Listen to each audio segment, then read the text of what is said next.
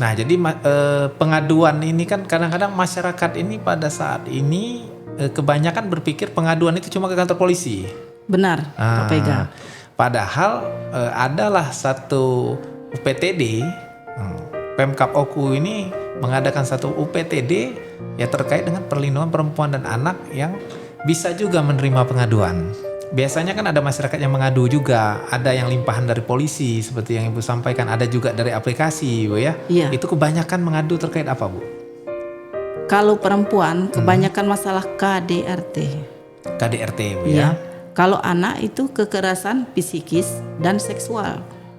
Kalau anak psikis dan seksual. Iya betul. Oh, dua itu yang paling banyak, Bu ya. Iya, pengaduan. Dua itu. Ada juga ini apa namanya itu? Perkawinan, pernikahan dini. Podcast Pengadilan Negeri Batu Raja, tempat suara rakyat terdengar, keadilan dan pelayanan publik kami sampaikan dengan tulus dan tegas. Assalamualaikum warahmatullahi wabarakatuh. Selamat siang, salam sejahtera untuk kita semua. Om Swastiastu, Namo Buddhaya, salam kebajikan. Hari ini Sobat Peradilan kita kedatangan seorang narasumber. Narasumber kita ini dari UPTD Perlindungan Perempuan dan Anak, Ibu Mary ya Bu ya? Iya Pak. Oke, apa kabar Ibu Mary? Alhamdulillah sehat Pak Pega. Terima kasih sudah diundang dalam podcast Pengadilan Negeri Batu Raja. Ya, saya juga ucapkan terima kasih Ibu telah meluangkan waktunya untuk datang ke podcast Pengadilan Negeri Batu Raja. Mungkin untuk diketahui oleh sahabat peradilan bahwa Pengadilan Batu Raja telah mengadakan kerjasama atau MOU dengan UPTD Perlindungan Perempuan dan Anak Ibu ya, terkait dengan pendampingan perempuan atau anak yang menjadi saksi di persidangan. Jadi sehingga jika ada perempuan dan anak yang menjadi saksi di persidangan yang membutuhkan pendampingan, Pengadilan Negeri Batu Raja akan menghubungi UPTD Perlindungan Perempuan dan Anak Bu ya. Iya betul. On call ya. On call. On call ya, standby dan kapanpun dihubungi langsung datang Bu ya. Iya Pak. Namun masyarakat di Batu Raja ini atau di Kabupaten Oku ini masih banyak Bu yang belum tahu terkait UPTD Perlindungan Perempuan dan Anak ini Bu. Iya betul. Makanya sore ini kita akan berbincang-bincang terkait UPTD Perlindungan Perempuan dan Anak. Seperti itu. Nah, untuk tugas dan fungsi UPTD PPA ini Bu, kalau boleh tahu apa sih Bu? Mungkin untuk informasi kepada masyarakat. Melindungi perempuan dan anak terhadap kekerasan secara psikis, fisik maupun yang terjadi penelantaran, pembulian dan sebagainya. Ya, jadi segala sesuatu yang berhubungan dengan hak-hak anak itu diperjuangkan oleh UPTD PPA, Bu ya? Iya. Jadi konsentrasi terhadap anak dan perempuan. Iya. Oke. Benar Pak Pega. Benar. Jadi dinas UPTD ini di bawah dinas apa, Bu? Di bawah Dinas Pemberdayaan Perempuan dan Anak. Di bawah Dinas Pemberdayaan Perempuan dan Anak dan Iya. menginduk ke kementerian, Bu ya? Iya betul. Di atasnya ya Bu ya. Soalnya saya pernah dengan Kementerian Pemberdayaan Perempuan dan Anak Bu ya. Iya. Jadi laporannya ke sana Bu ya. Iya. Selain ke kepala dinas, ke bupati tentunya ke kementerian juga Bu ya. Iya. Oke, baik.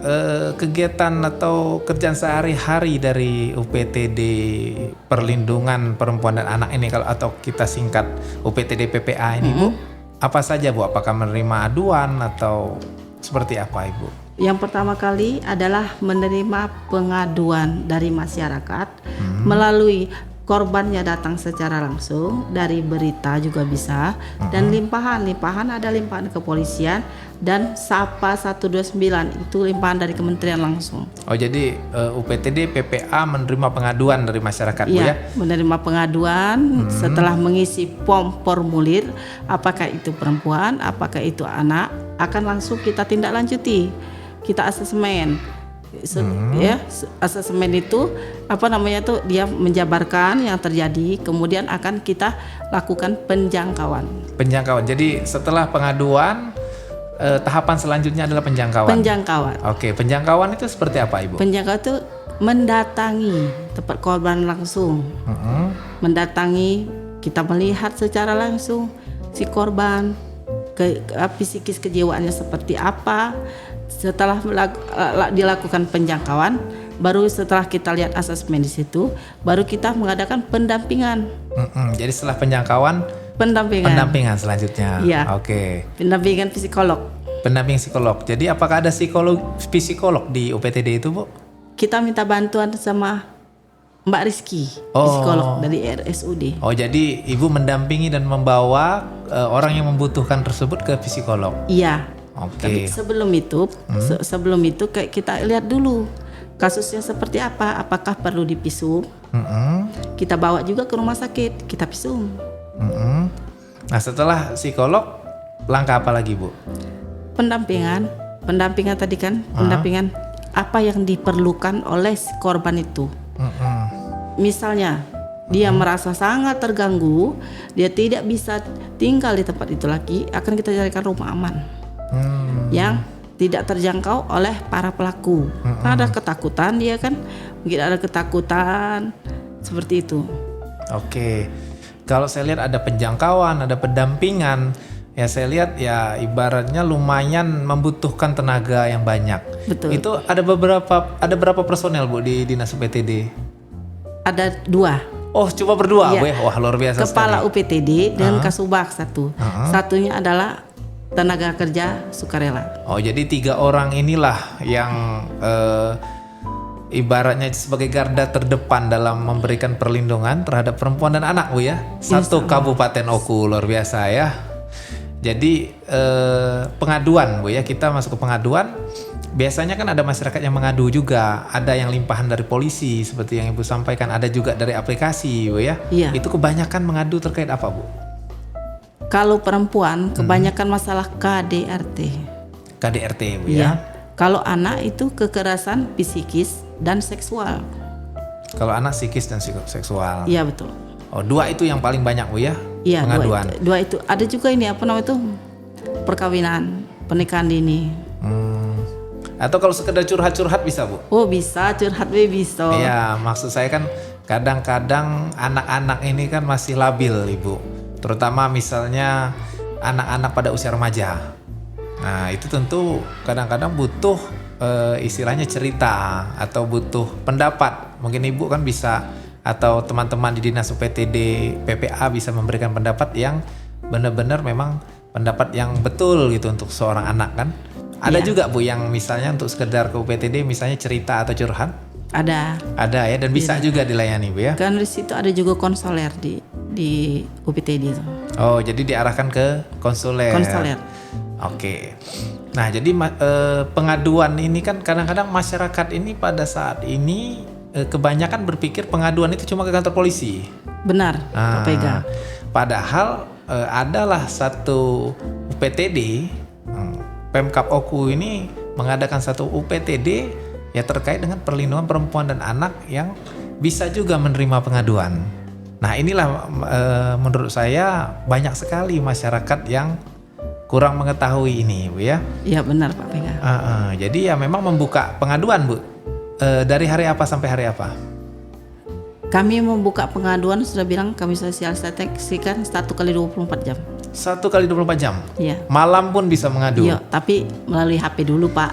Melalui HP dulu ya? Iya. Ya, baik masyarakat Oku atau masyarakat luas pada umumnya, jika ada anak atau perempuan yang mengalami kekerasan, bisa mengadu ke UPTD Perlindungan Perempuan dan Anak, Bu ya? Iya, benar, mungkin Pak nomor Pega. HP-nya nanti bisa ditampilkan di layar, Bu ya? Iya. Dan alamatnya juga untuk siapa tahu ada yang datang langsung. Kalau datang langsung mungkin jam kerja, Bu ya? Iya benar, jam kerja. Nah, nanti akan kita tampilkan di layar.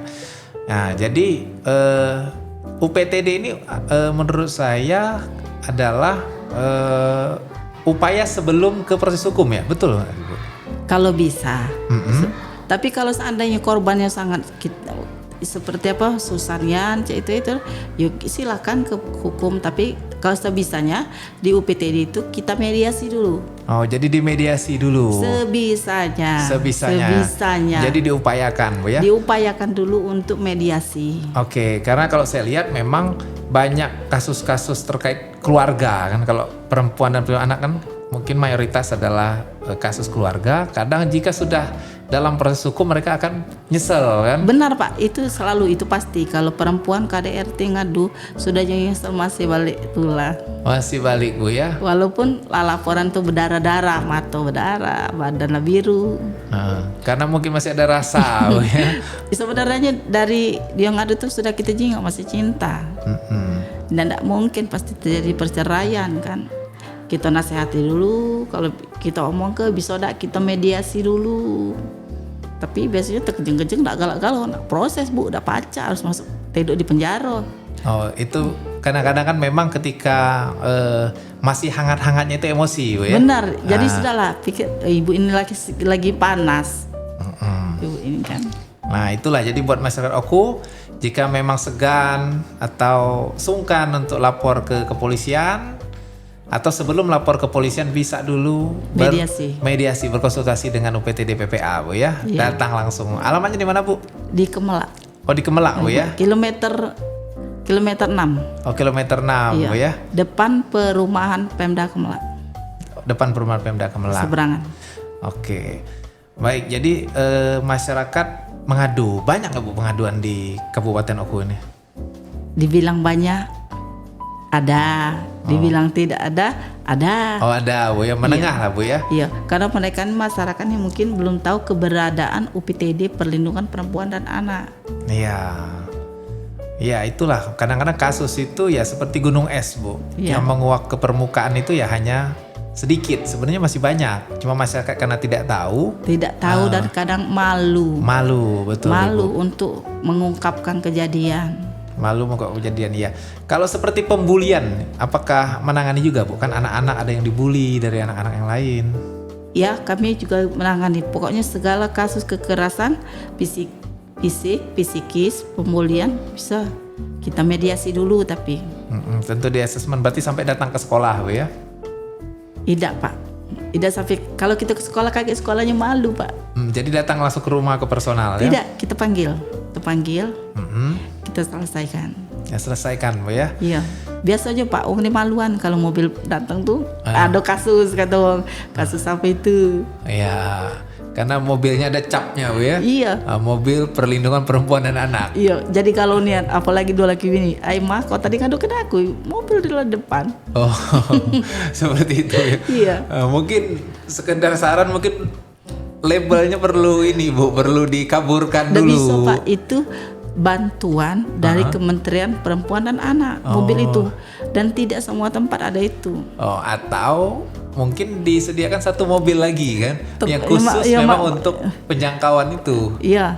Karena jangan sampai ya kita kalau kita berbicara tentang anak kan sidang saja tertutup Bu untuk menjaga Benar kan itu. identitasnya. Kalau mobil sudah datang situ kata orang, ada apa di situ? Nah, sudah bertanya-tanya Bu ya. Iya, masyarakat sudah bertanya-tanya. Apalagi capnya perlindungan perempuan dan anak gitu ya. Wah, ada permasalahan ini kalau nggak terkait perempuan, terkait anak seperti itu kan Bu ya. Benar itu. Oke, jadi ya permasalahannya yang utama adalah banyak orang yang belum tahu dan malu juga Bu ya. Benar. Mereka tuh banyak malu Pak. Malu ngomong ke kakek keluarga besar, malu kan ya. Tapi kita support, jangan malu, beranikan untuk berbicara. Dan kami siap mendampingi. Mendampingi maupun seandainya nanti diputuskan untuk dilaporkan ke polisi terus didampingi Bu ya. Terus didampingi sampai ke pengadilan. Sampai ke pengadilan, dampingi terus Bu ya. Kami dampingi. Dan tentu dibikin laporan untuk itu Bu ya. Iya, laporan kami ada dari Kementerian Alamanda dan Simponi. Oh itu dilaporkan. Dilaporkan. Semua. Oke. Baik, kalau untuk sosialisasi apakah ada Bu? Ada program kerja UPTD? Ada sosialisasi pencegahan perempuan dan anak, ada sosialisasi pencegahan terhadap perempuan.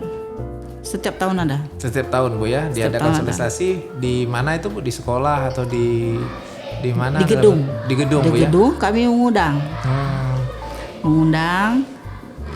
mengundang forum anak, mengundang organisasi wanita, seperti itu. Iya, soalnya ya yang paling penting untuk permasalahan ini sebenarnya pengetahuan kan Bu.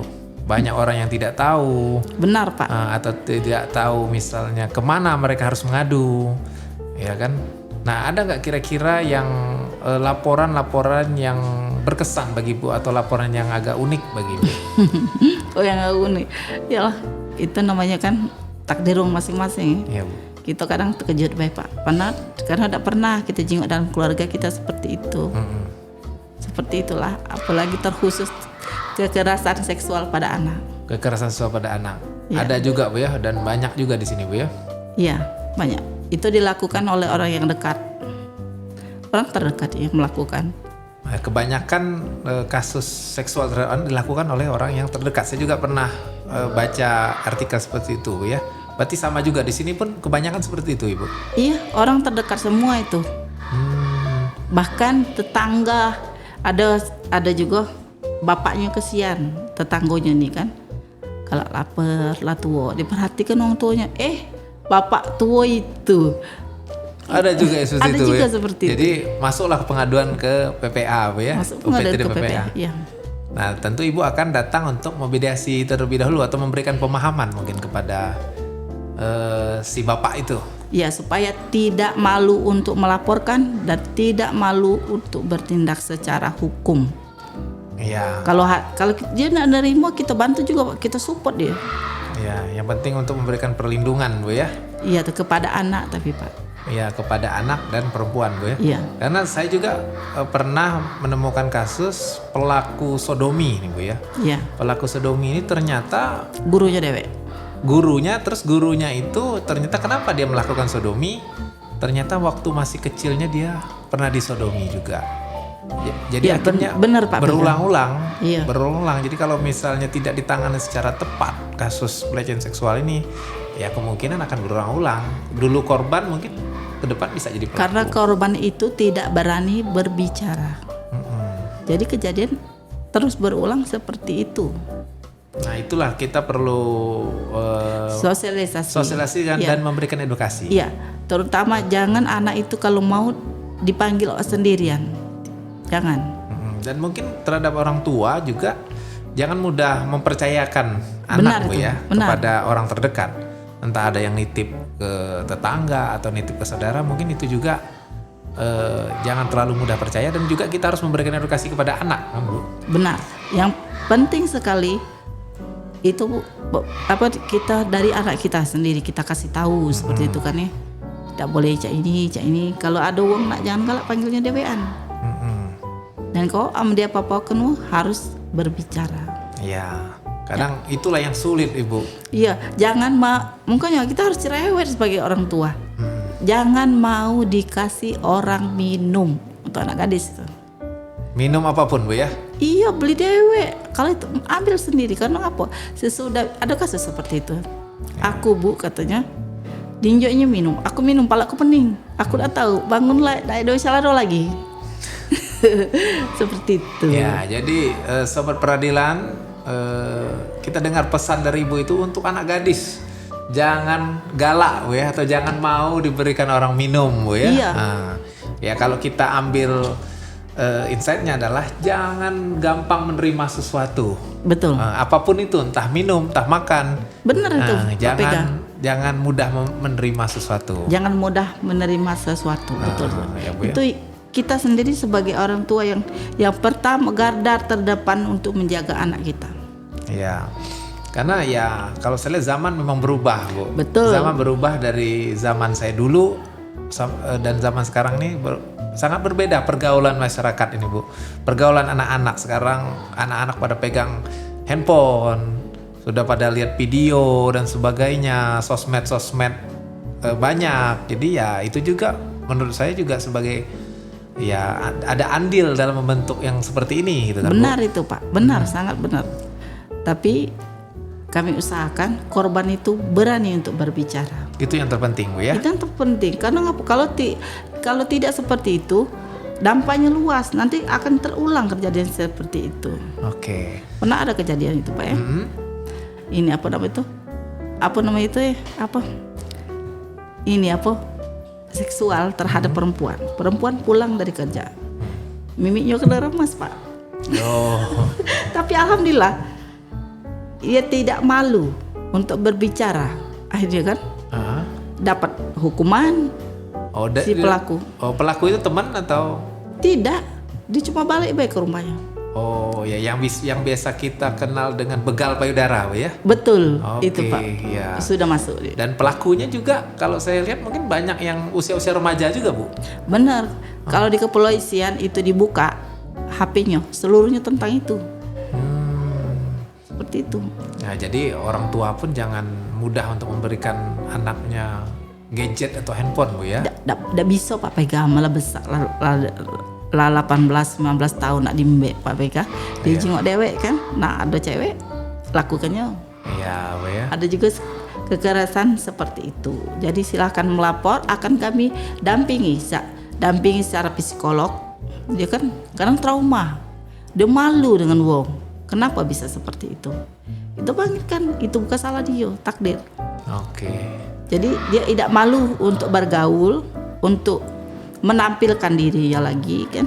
Seperti itu biasanya trauma yang sering terjadi itu. Trauma, Bu ya. Ya, trauma sama malu. Oke, tapi kan ini semua rahasia, Bu ya. Betul, Jadi- sangat dirahasiakan. Sangat dirahasiakan. Jadi buat sobat peradilan di manapun berada, jangan sungkan, Bu. Rahasia. Rahasia. Identitas dirahasiakan. Identitas dirahasiakan. Cuma mobil itu yang orang Wah, mikir orang yang takut, besok Bu. kami diem-diem datang ke situ pakai mobil pribadi. Oke, Bu. Mungkin apakah Ibu ada pesan untuk sahabat-sahabat peradilan yang nonton podcast ini, Bu, terkait dengan perlindungan perempuan dan anak ini? Mungkin pesan-pesan untuk perempuannya, anak-anaknya maupun orang tua. Mungkin ada, Bu? Kita jaga anak-anak kita dari rumah. Seperti itu. Karena kita nih Pak, zaman kata Pak PK tadi sudah berubah. Lain dari kita kecil dulu. Jadi ada konten porno, ada anak nakal kan, jenguk-jenguk di situ tuh kan. Nah, Jadi informasi sudah bebas, Bu ya, sudah sekarang. bebas, tolong dijaga. Tolong dijaga, Bu ya. Iya, dan khusus anak perempuan itu tadi, Harus dijaga, Bu ya. gadis-gadis. Baik secara keagamaan maupun pendidikan harus dibekali dengan Benar Pak PK. betul-betul, Bu ya. Iya, benar Pak PK. Oke, baik sahabat peradilan, demikian perbincangan kita dengan Ibu Mary dari UPTD Perlindungan Perempuan dan Anak. Semoga perbincangan kami ini menjadi manfaat buat sobat-sobat peradilan. Dan sekali lagi pesan kami, jika memang ada perempuan dan Anda adalah seorang anak-anak atau Anda adalah seorang perempuan dan mengalami kekerasan baik fisik maupun psikis, verbal maupun non-verbal, atau sekedar kekerasan dalam bentuk bully, jangan sungkan-sungkan atau segan-segan untuk mengadu atau melakukan pengaduan ke UPTD Perlindungan Perempuan dan Anak. Betul Pak PK. Ya, nanti nomornya akan kita tampilkan di layar, alamatnya pun kita akan tampilkan di layar 1x24 jam, Bu ya. Ya, Nah, Bu Mary standby 1x24 jam untuk perempuan dan anak-anak di Oku, sehingga perempuan dan anak-anak Oku terlindungi dan akan menjadi lebih baik lagi generasi Amin, penerus ya, bangsa. Amin. Baik, sobat peradilan, cukup sekian bincang-bincang kita. Saya akhiri, wabillahi taufiq wa hidayah. Wassalamualaikum warahmatullahi wabarakatuh. Waalaikumsalam warahmatullahi wabarakatuh.